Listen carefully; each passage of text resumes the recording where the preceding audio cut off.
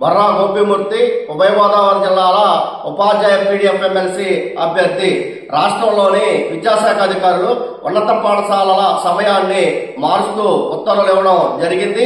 ఇది ఉదయం 9 గంటల నుంచి సాయంత్రం 5 గంటల వరకు ఉపాధ్యాయులు ఒత్తిడి లేని బోధన చేయడానికి ఉపయోగపడుతుందని చెప్పి ఆ ఉత్తర్వుల్లో పేర్కొనడం జరిగింది. ఈ ఉత్తర్వులు పైలట్ ప్రాజెక్టుగా నెల్లూరు జిల్లాలో అమలు చేస్తున్నాం, తదుపరి అన్ని జిల్లాల్లో కూడా అమలు చేస్తామని చెప్పి వారు పేర్కోవటం జరిగింది.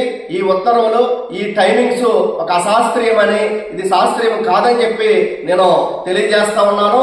ఏదైతే ఈ సమయం మార్పు కోసం రాష్ట్రంలోని ఉపాధ్యాయ సంఘాలు మరియు పీడీఎఫ్ ఎమ్మెల్సీలతో చర్చించి ఆ నిర్ణయం తీసుకోవాలని చెప్పి ఈ సందర్భంగా అధికారుల్ని తెలియజేస్తా ఉన్నాను.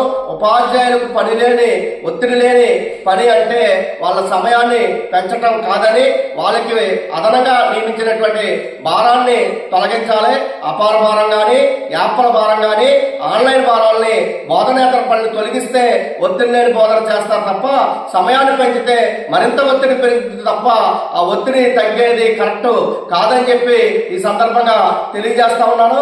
ఏదైతే ఈ రోజున పాఠశాలలో ఉన్నటువంటి ప్రధాన ఉపాధ్యాయుల మీద తీవ్రమైనటువంటి ఒత్తిడిని తెచ్చి వారిని మానసిక వేదనకు గురి చేస్తున్నటువంటి పరిస్థితి ఉంది. కాబట్టి వెంటనే అధికారులు ఉపాధ్యాయుల మీద ఉన్నటువంటి భారాలను తొలగించి అవసరమైతే ఈ ఆన్లైన్ పనులు చేయడానికి ఒక ప్రత్యేకమైనటువంటి యంత్రాంగాన్ని రాష్ట్ర ప్రభుత్వం నియమించాలని చెప్పి ఈ సందర్భంగా డిమాండ్ చేస్తా ఉన్నాను.